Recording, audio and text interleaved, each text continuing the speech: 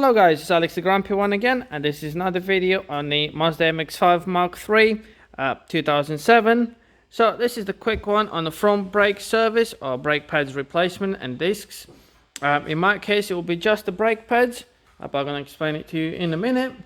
So the first thing you have to do is make sure you got enough space in your brake fluid bottle there for the brake fluid level to go up, as you're going to be squeezing the calipers in to remove them and obviously to fit the new pads in.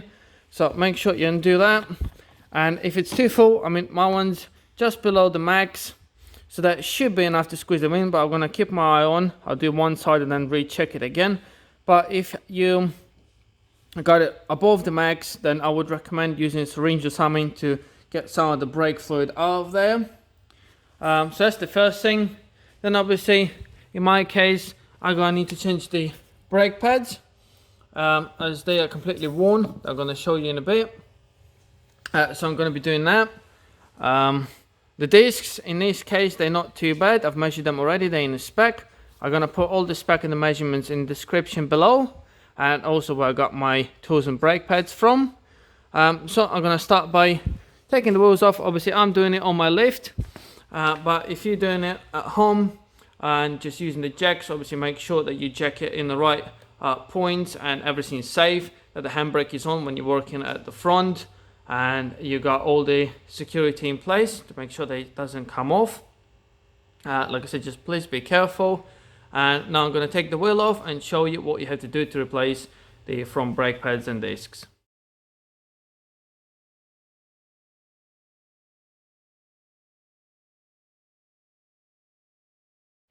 Right, so I'm just going to use my little impact ratchet to get the wheel off.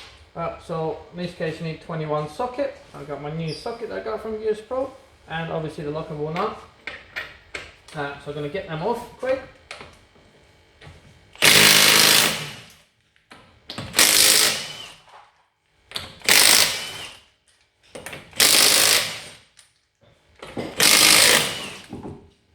There you go, that's that off. Like I said, it's obviously a lot easier when you've got the car lift to work on.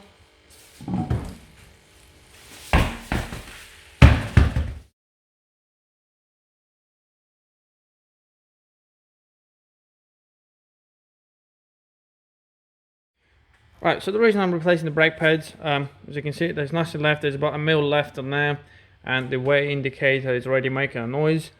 So, like I said, definitely needs the brake pads. The discs are fine. It hasn't actually even got a lip, to be honest, but I've measured them, so they're in spec. So like I said, I'm just going to be replacing the brake pads today on the front, but I'm going to show you what you have to do to replace the discs. Anyway, the only thing it will be extra is just to undo them Phillips screws that you got in there holding the disc on. That's the only difference pretty much, and obviously just clean it up before you put the new disc on.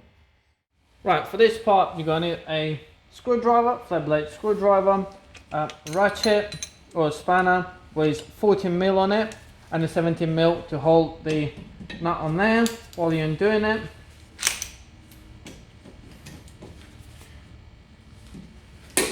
There you go, let's loosen up, and the same on this one. Get 17 on there. That's it. Now they're both slacken up. The other thing what I usually do is I get the screwdriver in there, in a groove in the disc, and just relieve the pressure on the piston, on the caliper. Just push it, squeeze it in a little bit more. It makes it easier to slide the caliper off. And it also let you see if it's free or not, because you need to make sure that the sliders are free and the seals are fine. The rubber seals, so you can see this one is free, but I think the pads might be slightly seized up. So once you've done that, obviously take the all the bolts out now. There you go. Snap off. Now you can take the caliper off. While you're taking the caliper off, have a look at the seal around the cylinder. Make sure there's no holes, no cuts in it or corrosion. So this one looks good. That's why it wasn't an issue to squeeze it back in. All you need now is a big pliers to go in there and squeeze it further back in so it goes into rest position. I sometimes put a little bit, I pull the seal slightly back a little bit and squeeze a little bit of grease or maintenance spray in there, so it's all nice and free. So we can rest the caliper on there. So like I said, these sliders and the seals, make sure it's all good on here, because sometimes they create corrosion, as you can see there. So you need to clean all that corrosion off with the wire brush or something, and put copper grease all around them so they're nice and clear on there. They're not going to seize up. Like I said, clean the corrosion off first. I'm going to be doing that as well in my video. Push them back in and make sure that the seal goes over that groove there to seal it properly, so moisture doesn't go in there, it doesn't seize up. And the same on this one. This one actually got the rubber on it. This is for the movement. And this has got a bit of corrosion on there as well, so I'm going to be cleaning that as well. Put that back on for now. Also going to be taking the carrier off. Obviously the pads, you can see there ain't a lot left from the pads. Like I say, it wasn't about a mil. So if you get your screwdriver behind in there, they'll come off. And the same on this one. Now usually you don't have to take the carrier off to do this job, because you can just clean it with a little screwdriver or any tool you can use to clean the rust off for the new pads to go on. But for me, I usually prefer to undo the carrier, which is going to have the bolts there, the 17 mils, holding it in. So I'm going to take it off now and show you what I'm going to do next. Right guys, so now we have to take the 17 mil bolts out the back so we can get the carrier off. One. That's two. So if you look here, obviously like I said, we're going to clean the sliders now. And then take the shims off to clean the rust under them and clean them up as well, so the new pad's going to go in perfectly and not going to seize up in the future. So that's the carrier off. While we're here, I just want to tell you that if you're doing the discs, all you have to do is get them Phillips screws. There's two Phillips screws in here, big ones. You need to undo them. You might need a hammer to smack on it first to loosen it up a little bit. Or you can use an impact impact screwdriver they're going to show you in a second. Right guys, so here I'm trying to get the front discs off. So like I said, this got two Phillips screws holding the disc on, and this is a similar system you got on the hub sometimes and on the drums. So you have the Phillips screws in there and they're going to get rusty and very tight. So you select the adapter from this tool pack. I got it already on there, so you tap it in there to make sure it's nice and tight in there. Get the tool on. So that is tight, that screw in there, it's seized up. So all you have to do now is hit on the end there while you're trying to twist it, obviously to the left. So let's see if this is going to come undone. You can see there's an impact. There you go, that's just turned. Turned a bit more.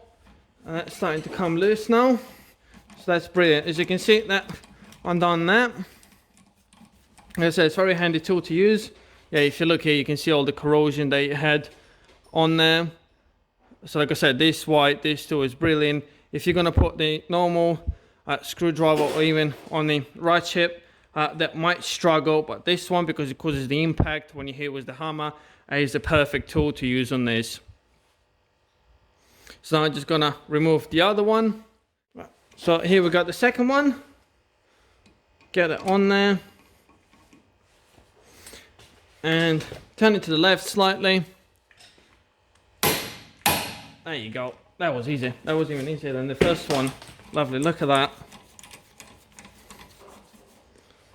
Same, you can see the corrosion in there. I'm gonna clean them up before I put them back in and put a bit of grease on them. But yeah, like you see, the tool works perfectly. All you have to do now is obviously get the tool out of there, but it's nice and easy.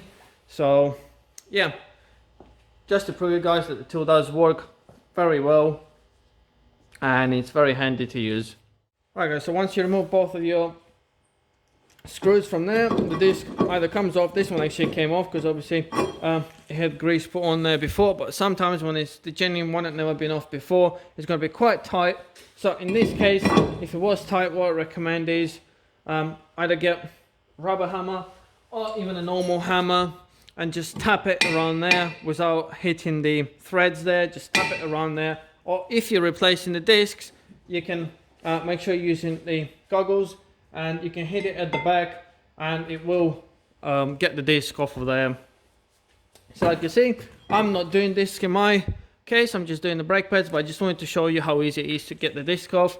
So all I would do now is just clean out all of this up with the wire brush and put a bit of grease, copper grease around there, and put the new disc on. And obviously make sure it's in the right position to put the screws back in. Like I said, clean the threads on them and put a bit of grease on them, and then just obviously screw them back in. Right guys, so while we're here, the next thing to do is to squeeze the piston back in. So like I said, make sure you got enough space for the brake fluid to go back in the bottle. So get the big grips on there and squeeze it back in. It should be nice and easy. Make sure the seal is fine. So squeeze that back in. There you go, that's perfect. Make sure the seal went back on properly. Make sure it's located everywhere so it's not coming out. If it is, just get a screwdriver and get rid of the vacuum in there, and that will go back in perfectly. So that's that part done. So the next thing we're going to do is clean the carrier and the sliders. Right guys, so for this part, I'm using, I mean it depends on your choice, but I'm going to use a drill with the adapter, with the wire brush, to clean the gaps and where the pads locate. So I'm going to use the goggles. Make sure you're using the protective equipment. So the first thing I'd have a look is your sliders and the seals. Make sure there's no holes in them, and make sure there's no rust. As you can see, there is rust there around where the seal goes, so I'm going to clean that off. Let's check this one. Yeah, that's the same. That needs a bit of cleaning. So I'm going to hold the bolt with the grips while I'm cleaning it. We just adjust it. So, like I said, just be careful please, and make sure you're wearing goggles when you're doing this.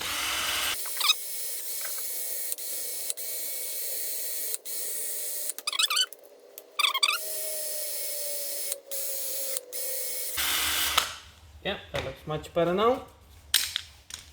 So all we do now is put some copper grease on them.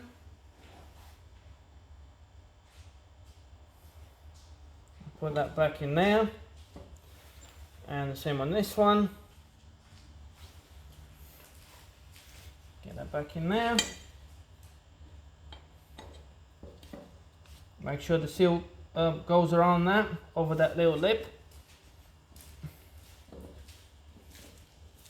Lovely, that's good. So that's them done, and the next step is to get your shims out of there and clean them up. Like I said, you can use the manual brush, or you got the vice one, wherever. Just make sure you clean all of that up.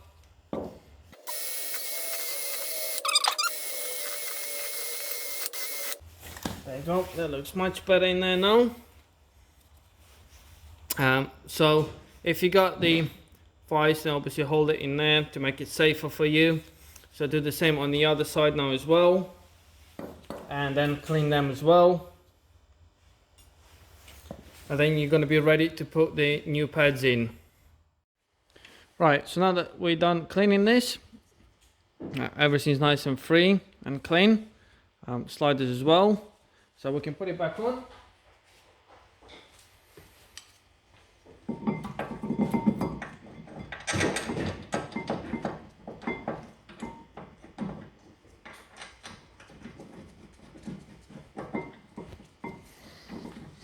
Don't forget to do them up. I'm gonna put the torque for the bolts in my description below.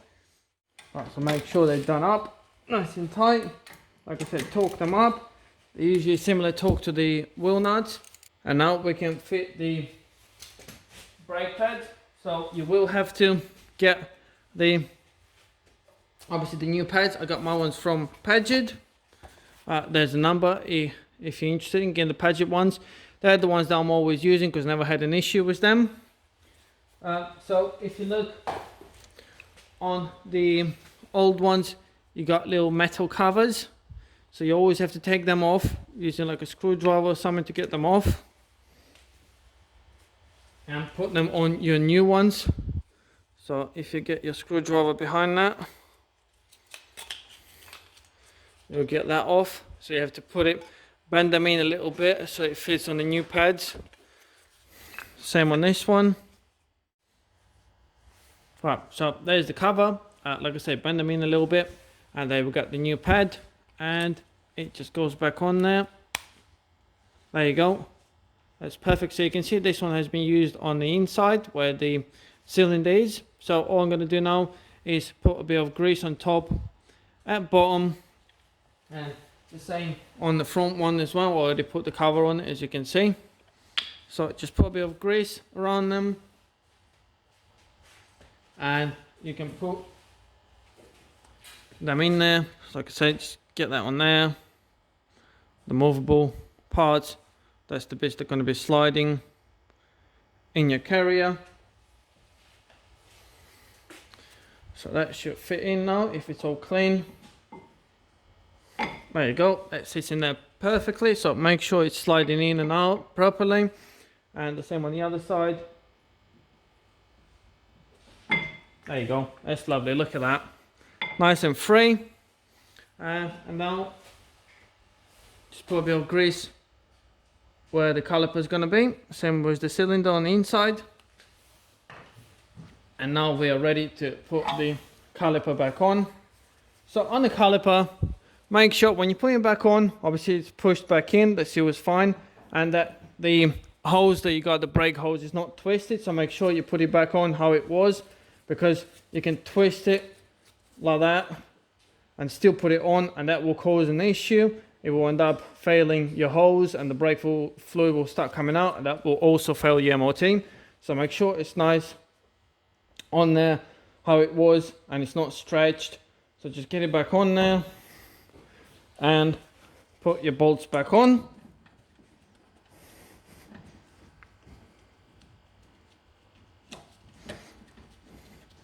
Do them up. Like I said, the torque spec is going to be in the description below. So if you do them up nice and tight by holding that one with 17, once it's done up, just make sure it's all sliding and there's no issues there. And like I said, just double check please that all your bolts are done up. So I'm going to do that up now. Right, so like I said, 17 and 14. Hold that at the top. That's nice and tight. Like I said, don't forget to check it with your torque ratchet. Same here, nice and tight, and the caliper is moving well. So now a very important thing is obviously check your brake fluid level, start the vehicle up and pump your brakes all the way. Make sure that the cylinder came out, and then spin your wheels, make sure nice and season up. But the step to pump your brakes when you finish this job is very important. Not just to check for any leaks or anything, or to check if everything's tight or season up, but also before you drive away, you definitely need to pump them out, because the first 2 or 3 pumps, they're not gonna break at all. So definitely don't drive while you're doing this. Make sure you pump them out before you start driving. Alright, so now the other thing I wanted to tell you is if you got grease anywhere on the disc or the brake pads, don't forget to use the brake cleaner please to wipe it all off. So now I'm ready to get the wheel back on and do it up. And like I said, for that I've also put the torque setting in the description below. Make sure you do them up and then go for a little drive, use the brakes, come back and re-torque the wheel nuts again please.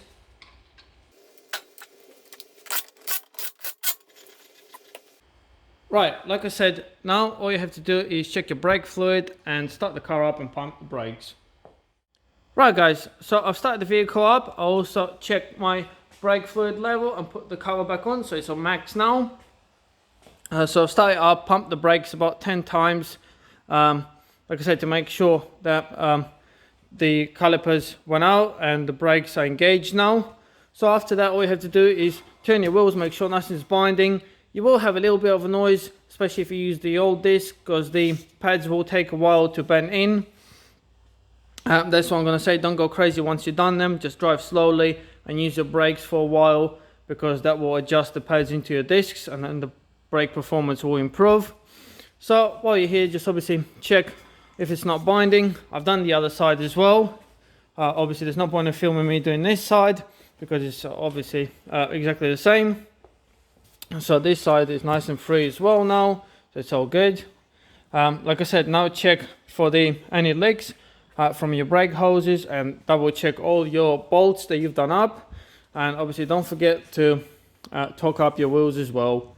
Like I said guys, everything will be in the description below, all the torques and everything else, and all the tools that I've used for this job. Alright guys, so like I said, don't forget, once you've done the brakes, don't forget to torque your wheel nuts up. I'm going to put the torque setting in the description below, like I said. So just make sure all nice and tight, both sides. Obviously all the wheels that you've done. While you're here, you can double check all of your wheels, even if you haven't done them, just to make sure everything's safe. Right guys, I hope you enjoyed this video and this was helpful for you, so you can do a bit of DIY at home, changing your brakes on your own. So just make sure you follow all the steps and that you do everything up in the end. Make sure everything is safe as well, and use the correct PPE as well. So thank you very much for watching this video guys. If you liked it, please subscribe like I said, and like my video. If you need any more help or any more spec or information, please comment below and I'll reply as soon as I can. So thank you very much for watching it guys, and have a good day. Bye.